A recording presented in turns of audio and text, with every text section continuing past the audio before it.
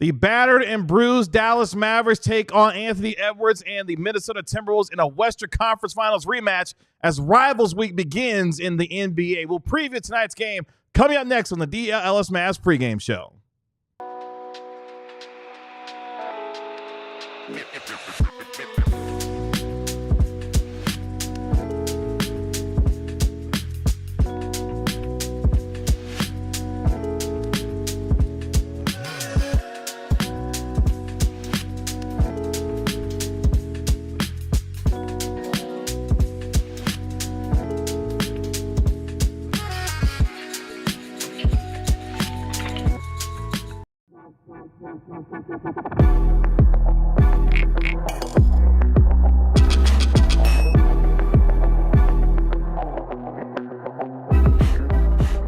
Hey, what's up, DLLS Mavs Nation? It's your man, Kevin Gray, alongside Mavericks analyst Bobby Carella. We are DLLS Mavs, your favorite guys covering your favorite team every single game night. Really appreciate you joining us here on DLLS Sports. Make sure you like, comment, and subscribe while you're here as well, and do for the same for our podcast, wherever you get your podcasts for free. The Mavericks taking on the Minnesota Timberwolves in a Western Conference Finals rematch tonight at the American Airlines Center. We'll get you ready for tonight's game coming up next over the next half hour here. Plus, we'll be joined by our Mavericks beat writer Tim Cato live from the AAC to get his thoughts and the news and notes from the pregame press conferences.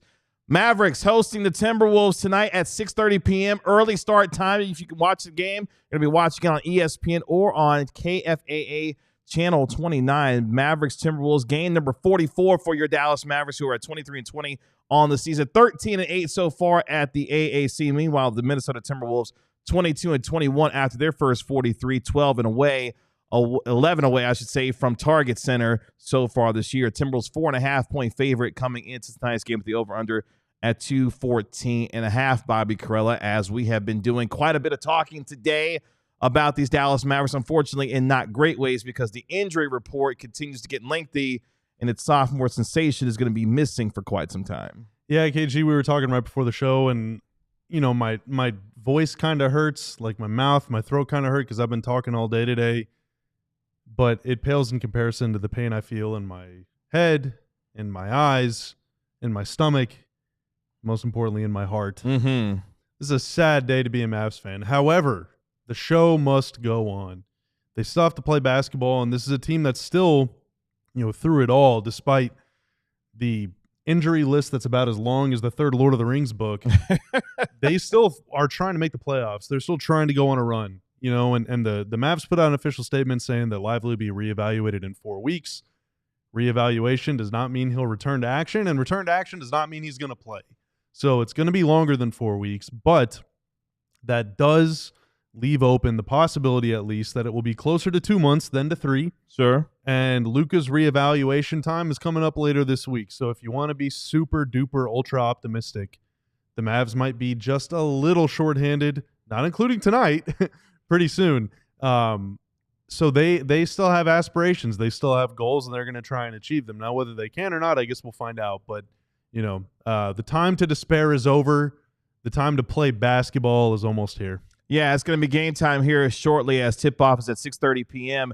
at the AAC. The Mavericks come into tonight's game, of course, 7th in the Western Conference, a game and a half out from being 11th in the West. They are, though, tied in the loss column with the Sacramento Kings with 20, who are 8th in the West right now, a half game behind the Dallas Mavericks. Unfortunately, the Mavericks, of course, on a little bit of a slide, having lost 4 of their last 5 games, just 4-9 in their last 13 since Christmas Day, ironically playing the Minnesota Timberwolves tonight.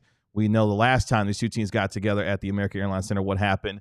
We don't need any more of that because we know what happened with Luka Doncic that particular day. Dallas, still. Wouldn't it be sweet if we were like, that was the low point of the season? We thought it was sweet when the low point was back when they were 5-7, and they ripped off. Oh my God! Remember when the Utah game was the worst feeling we had? Exactly. Yeah. Oh my! I miss those days so much. You never know what you got till it's gone. That's what happens in an 82-game season, man. There's so many highs and lows and valleys and everything else in between that. There are highs? Say what? Where's the high? I don't know. I'm still waiting for it. I'm still waiting for it. I'm still waiting for Tanner, give me my gas mask. No, you had enough of that yesterday. You had plenty enough of that yesterday. All the hopium and copium you took yesterday. You should be all right going into tonight's game. Dallas, so 12-16 against teams above 500 so far this year. Mavericks, though, on the first night of a back-to-back, they are at home tonight against Minnesota. Then they get to see Oklahoma City tomorrow night on the road to take on SGA and the Thunder. Meanwhile, the Timberwolves 9th in the West right now, half game in front of the Suns for 10th in the West and 11th as far as the Warriors are concerned. They've lost 2 straight coming into tonight's game. Overall, they're 5-5 in their last 10 games. After tonight, they'll return home for a game on Saturday when they take on Nikola Jokic and the Denver Nuggets. So far this year, Minnesota 14-17 against teams above 500, which gets us to Bobby Carella's scouting report on this evening when it comes to the Minnesota Timberwolves and their turnovers as they take on the Mavericks tonight. Yeah, so Minnesota came in on Christmas, and the Mavs were cruising, and the Wolves were kind of, they were almost in crisis mode. Now, the Wolves won that game. Luka got hurt, and since then, the Mavs season has kind of gone downhill, but the Wolves haven't really taken off. Since Christmas, they are 7-7, which isn't that great. This is a team that was thought to be on the Mavs' level, right? This should be a home court caliber title contender, maybe even the inner circle of title contenders team. But during that time since Christmas, they're 7-7. They're 10th in offense. They're 22nd in defense. And the Wolves should have a much better defense than that, but they don't. Why? 2 reasons. 1, Mavs fans can relate to this one. The Wolves are a lousy defensive rebounding team. Since Christmas, they rank 24th in defensive rebounding rate. That's only 1 spot ahead of the Mavs. They rebound fewer than 70%, fewer than 69% actually, of the possible misses. So they're not limiting teams to 1 shot. Secondly, on offense, they turn it over a ton. 15.7% of the time during that 14-game stretch. 3rd worst mark in the league. And it's really weird because Minnesota during that time is shooting great. Their top 7 guys have all played all 14 games. So with the exception of Dante DiVincenzo right now, none of their top 8 guys are out. Everyone is shooting 40% from 3. Ant's like 43% from 3. Conley is like 49% from 3 or something. Naz Reid is shooting it great. They just can't stop turning it over. And it's due to, in part, the same reason that the Wolves weren't able to beat the Mavs in the playoffs last season, which is Ant is just not at that elite level as a playmaker, and the Wolves don't necessarily, despite having some guys shooting 40% from 3, don't have the man-for-man, all up and down the lineup shooting capabilities that would open up those driving lanes for Ant. It's still too easy to converge on him and dare other guys to make shots. One guy that's not shooting well lately is the all-time Mavs killer, Julius Randle. He's like 25% from 3 since Christmas. So I was going to say Naz Reid, but that's cool too. Yeah, and so as Ant is getting downhill, if you're surrounding him with bodies and maybe jumping some passing lanes and stuff, you can force him into some turnovers. He turns over about 4 times per game. Now, that Christmas Day game, KG, the Mavs made this big comeback. They almost won the game. In fact, they maybe should have won the game. They were down 28. The Wolves turned it over just 10 times in that game. Go back to the game in October when the Mavs beat Minnesota in Minnesota. The Wolves turned it over 20 times in that game. The more they turn it over, and this is true for every team, the more they turn it over, the more likely they are to lose. And that is really the one major stat offensively that is holding the Wolves back right now, and that also hurts their defense. So not only are they not getting rebounds, but also they're giving up a lot of fast break points, giving out a lot of runouts, things like that. And for a Mavs team that's desperate for offense and that's desperate for a win, needs some easy transition buckets. Yeah, that's the way to go. That gets us to our lead story for tonight's game. The Mavericks' death sound like a broken record. The Mavericks' death is going to be severely tested once again as was weakened, of course, with the big blow of Dereck Lively II, going to be missing the next several weeks with what has been deemed a stress fracture in his ankle as far as Dereck Lively is concerned. 8 of their players coming into tonight's game were either questionable or out going into tonight, and obviously Kyrie Irving going to have to lead the charge for the Dallas Mavericks offensively. He's averaging nearly over 24 points per game so far this year, shooting 48% from the field and 43% from downtown. Of course, had the 33 points against the Charlotte Hornets, 14 of which came in the fourth quarter.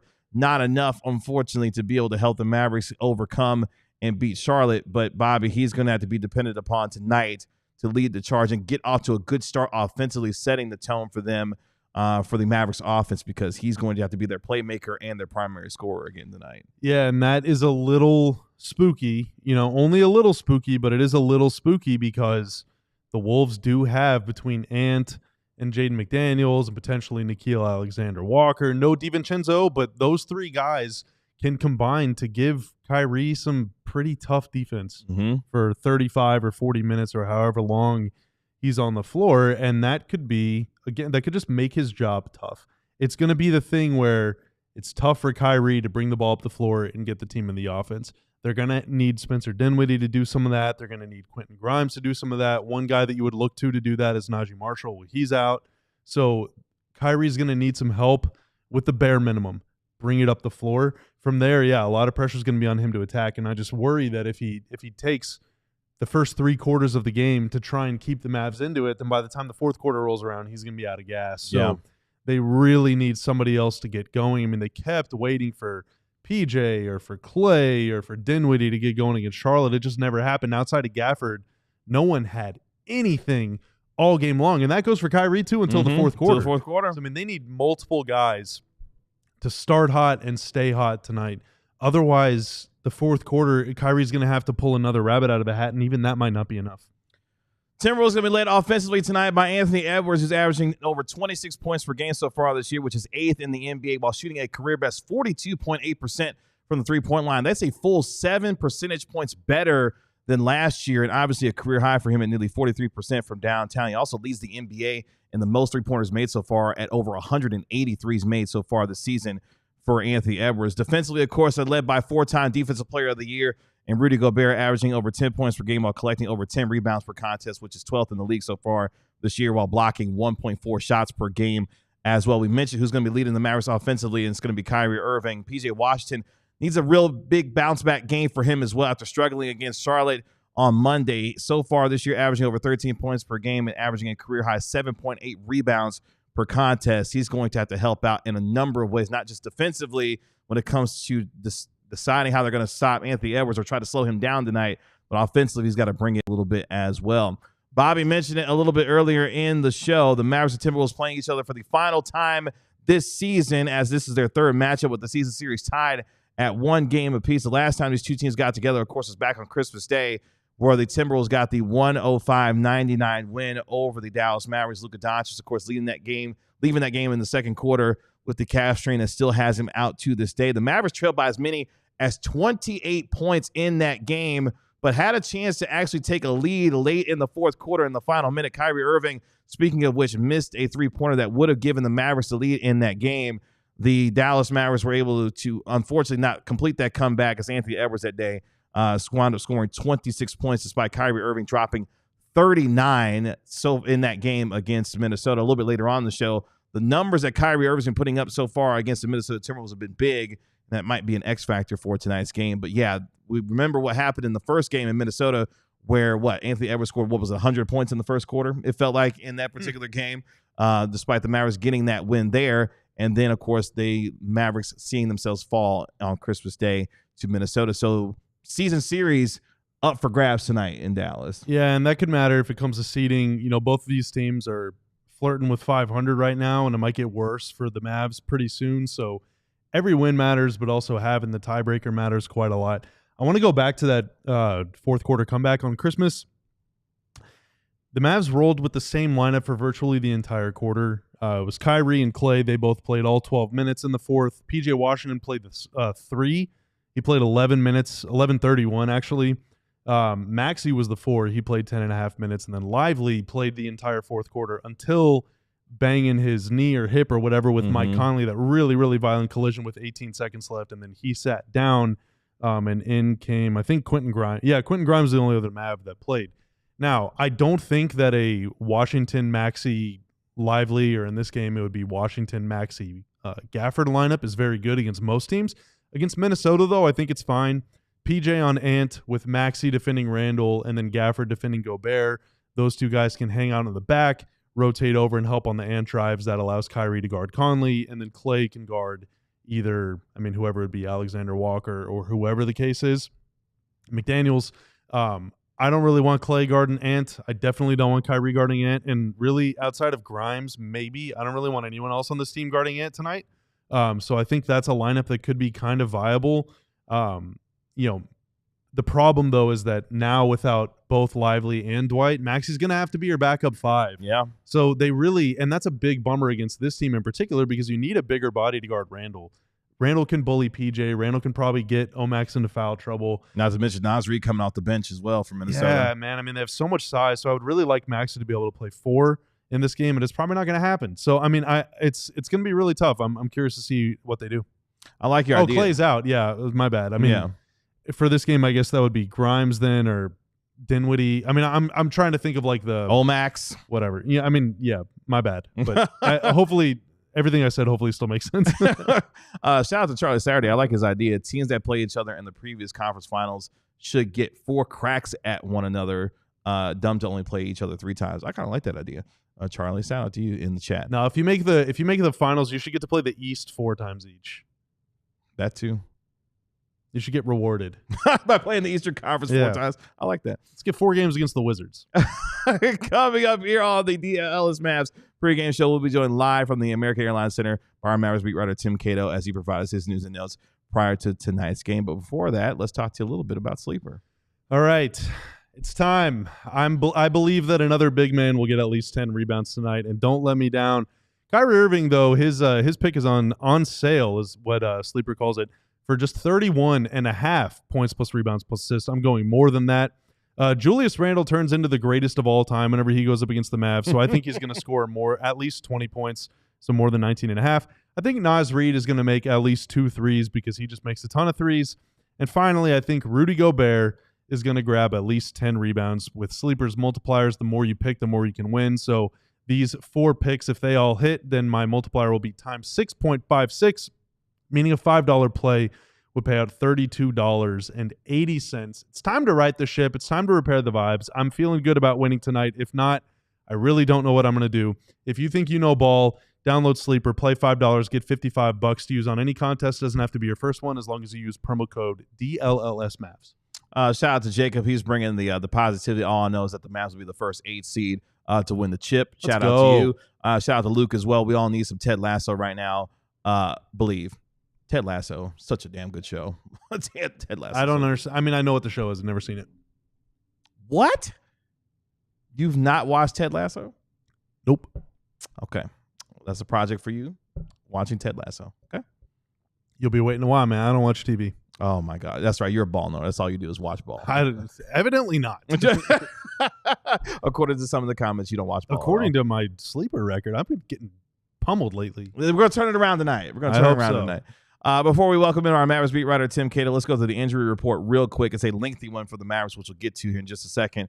For the Timberwolves, Dante DiVincenzo, he's out with a toe sprain. Terrence Shannon Jr., he's out with a right foot sprain. Meanwhile, for the Dallas Mavericks, bear with me, Luka Doncic out with the left calf strain. Dereck Lively, of course, is out with the right ankle stress fracture. Dante Exum, he's out with the right wrist injury, although shooting 3-pointers prior to tonight's game, so hopefully his return is coming here soon. Jaden Hardy, he remains out with his right ankle sprain.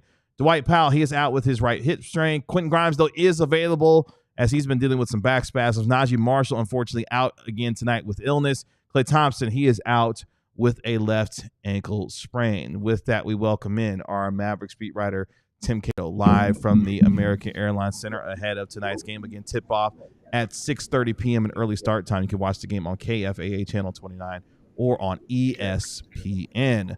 Tim, what's going on? Yeah, I watched like 2 episodes of Ted Lasso, and then I think that's about it. That's all you could get through? I just never went back to it. Oh, okay. Okay, so there's still an opportunity for you to experience the greatness. Yeah, I had a lot of basketball games I needed to not watch. Makes sense. According You're a ball to... watcher and a ball knower too. That makes sense. What did Jason? Oh no, I'm not. Oh, you're not? Oh, this is the part where we just cut you off then. Actually, you can get rid of Tim. Thanks. No, I'm just joking. What did Jason Kidd have to say prior to tonight's game with the litany of injuries that this team is dealing with, particularly, of course, with its sophomore center and Dereck Lively? Yeah, he said this was the same injury that Lively suffer that cost him the last 3 games, and made it very clear he is not a doctor, so isn't quite sure what the disconnect between him being listed on the injury report this morning as questionable, and then obviously tests and scans coming back to reveal the fact that this is going to be something that is going to cost him more time. So I mean, it's about what you would expect. Jason Kidd talked about how it was next man up, and that maybe at this point, he got asked about the center rotation, and he said, okay, well, we have 2 healthy centers, so that's pretty easy. He said maybe Kyrie is going to get in there at center. He did say Omax is an option as a small ball center, which I kind of like. I have wondered at times whether Omax's future is as a kind of hybrid big man small ball center type player. Rudy? Yeah. I don't know. I kind of like. I think he looks good sometimes, kind of like as a when he's able to just take a dribble to the rim, when he starts his drives or rolls, if you will, to the rim, when he's a step inside the 3-point arc instead of being kind of a perimeter guy. But that's an option. There's only so many players available. I mean, he said Quentin Grimes is not on a minutes restriction, but probably isn't going to get 40 minutes. Probably going to stay in his minutes range. So yeah, you've got to solve. You've got to figure out who's going to soak up some of these minutes that are just absent from the rotation. It's probably going to be players like Kessler Edwards and potentially some of the two-way guards. So it's going to be tricky. This is not an easy situation for Dallas to withstand. Obviously, I hope that goes without saying, but it's the reality they've been dealt. And Minnesota also has some injuries. I don't think if Dallas ends up winning this game, obviously nobody is expecting them to. I'm not totally ruling it out. I think it's possible Dallas ends up at the end of this game if they can do enough survival of the minutes of non players who aren't typically in the rotation. Maybe there's a chance they just beat another team that's kind of reeling and hasn't been on a good run. But no, obviously this is not a fun situation. This is not this is not whatsoever a team Dallas thought they would be fielding at any point in the season, and it's kind of up to them to just persevere and survive. Shout out to Charlie Saturday again in the chat. He says Omax could speak French to Rudy Gobert while on the floor together. So there you go. Luke reports in the chat real quick that the Mavs starters, and Luke always beats us. Shout out all to the Luke. way from Australia. Luke always beats us to the starting lineup. Luke says it's Kyrie, Grimes, Omax, PJ, and Gafford. Whoa. Is this Omax's first career start? No, he started. I think he had to start some during the at the very end. He definitely of the started season the last game of last season against at Okay. OKC. He had like 15 points in the first quarter. It was awesome. Okay. Tim, wow. your reaction to that? I mean, who else would you start? Which rotation players are not in that starting lineup? Spencer Dinwiddie. Spencer and Maxey, and that's Dinwiddie, it, right? that's fair. Yeah. Wow. That's literally it. Wait a minute. Who else is even available for them tonight? Maxey. Maxey, Spencer, and Brandon Williams? So that means Kessler Edwards is not available. Kessler Edwards. Is that it? Oh, boy. They only have 9 guys dressing. There's no shot, right? I mean, half the team is out. So, I mean, you're down to about. They were called GOAT, you think? I did not see that he was active on. He was not listed on the injury report as a two-way being out. So I'd imagine they have 10 guys available and 3 of them are two-ways. It sounds like it between Kessler, Jay-Z, and Brandon Williams. Yeah. Oh my God. Yeah, those will be the 3. Oh my God. All right, let's go. Let's go get them, Mavs. Let's go. Let's go get them. Let's get to our Mavericks Player Spotlight on tonight. We focus in on. I know, Bobby. It's gonna be all right, man. There's a lot of sinking in right now. Let's focus in on Daniel Gafford. Daniel Gafford in our Mavericks Player Spotlight tonight. A career high 31 points, a career high 15 rebounds, a career high 7 blocks on Monday against the Charlotte Hornets. So far in his last 10 games, averaging over 12 points per game, over 6 rebounds, and over 2 blocks per game as well, shooting nearly 68% from the field in 18 minutes per game. Obviously, gentlemen, with Dereck Lively II out, it's going to be imperative for Daniel Gafford, Tim, to stay on the floor as the depth behind him is virtually non-existent when you talk about traditional big men. Daniel Gafford's importance that much more going into tonight's game and beyond for this team. Yeah, I mean he's one of two centers available for them, and he's the player that you want to play, the bulk of those minutes. He's been on a great run of late, especially scoring the ball. He has been a crucial part of this team's offense, and he's gotta keep that going. It's not easy going up against Rudy Gobert, but hey, Rudy Gobert doesn't shoot threes.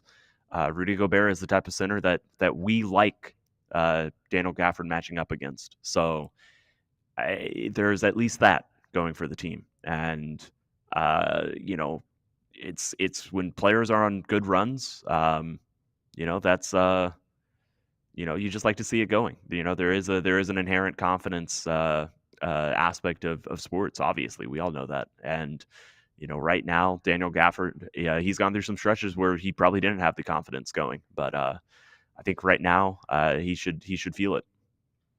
Shout out to Luke with the statistic, the 21st different starting lineup for the Mavericks this year. That is the third most in the NBA. It's not good to be top 5 in that stat. One of the few stats it's really bad to be good at. Yeah.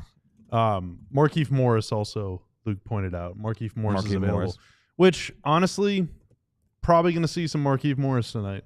You might have to. Either they're winning by 35 or they're getting beat by 35. Well, he's their backup 4 now.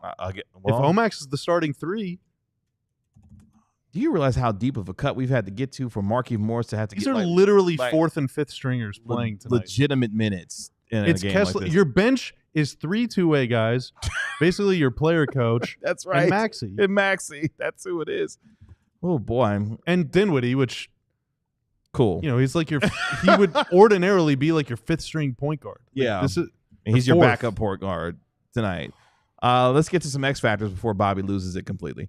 I'm not losing it. It's just like this is just a lot to handle. Yeah, it's a lot to take in all at once. Yeah, that's called the definition of losing it. I need to drink some water. We talked about a little bit earlier. Our X factor number 1, Kyrie Irving being the steady force offensively, had 33 in the loss against Charlotte. Of course, 14 of those coming in that fourth quarter. He's got to get off to an aggressive start. He had 39 in the game against Minnesota in the first game, or in the last game that they played against each other on Christmas Day. Had 35 in the first matchup in the road win that the Mavericks had over the Minnesota Timberwolves. Needless to say, Kyrie Irving is going to have to set the tone offensively for this team tonight. He's had big games so far against Minnesota. Tim will appreciate this next one because somehow, some way, the Mavericks have got to find a way to try to slow down Anthony Edwards. Edwards so far this year, number 1 in the NBA making three-pointers. He's made 182 threes so far this year, shooting a career best 42.8% from the three-point line. So far in 2 games this year against Dallas, Edwards is averaging 31.5 points per game, 7 rebounds, 4 assists per contest, while shooting 52% from the field. And, oh, by the way, Tim, a whopping 55% from the three-point line so far this year. Do you like the Anthony Edwards volume three-point shooter version that we've seen from him so far this year? Do you like that version of Anthony Edwards? Yeah, I mean he's the best shooter in NBA history, so it makes sense that he's going to get up a bunch of threes. Got it. Sorry, Steph Curry, but your time's over, and it's Anthony Edwards' time now. All right, there we go. So we finish up our last X factor. Bobby, you got to find a way to run Minnesota off the three-point line. This is a team in Minnesota that's number 4 in the NBA in three-point percentage this year, shooting over 38% from downtown. And oh, by the way, they make 15 threes a game. Both of those numbers at 38% mark and the 15 three-pointers that they make per game, both 4th in the NBA, a team that likes to shoot a lot of threes and make a lot of threes as well. I'm letting Ant shoot. I don't want to let him get past me, but if he does get past me, you got to converge, force kickouts, try and pick him off, trying to get out there. If you can force Mike Conley to put it on the floor, great. But they do have a little bit of drive and cycle, drive and kick, and keep going. They're not as dangerous as the Grizzlies, for example, but they can get you in the cycle a little bit. So have some put up some resistance on the perimeter, especially against Ant, and then just hope for the best. Tim, we appreciate you hopping on with us here prior to tonight's game. We will talk to you post-game here on the DLLS Mavs post-game show. Man, enjoy tonight's game. I will see y'all then. All right. Bye, Tim. That's our Mavericks beat writer, Tim Cato, reporting live from the American Airlines Center. Can I read this Legolas quote real quick? Sure. So I want to say it was Ardell that always puts this in. Oft hope is born when all is forlorn. Legolas said that in The Return of the King. In the Two Towers, Legolas says, and this is whenever things are looking really bad. The Uruk-hai are surrounding Helm's Deep, and Rohan might be wiped off the map, and with it, many of our heroes. Legolas says, "Yet do not cast all hope away. Tomorrow is unknown. Read oft is found at the rising of the sun." And read means like hope, a positive outlook, a chance. Now, it's pitch black outside right now. And it might not even be sunny again tomorrow, but eventually the sun will come back out. I was about to say, where are you going with this? And maybe when it does, who am I kidding?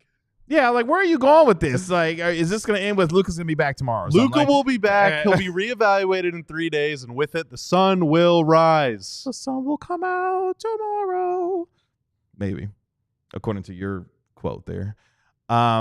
It's time for us to go. We will be back 15 minutes after tonight's game is over. We'll be joined by our national NBA insider, Mark Stein. More on Dereck Lively's injury as we will talk to Mark Stein. Plus, our Mavericks beat writer Tim Cato will join us live from the American Airlines Center as well. Again, we'll talk to you 15 minutes post-game after the Mavericks take on the Minnesota Timberwolves live at the AAC. Really appreciate you joining us here on DLLS Sports for our pregame show.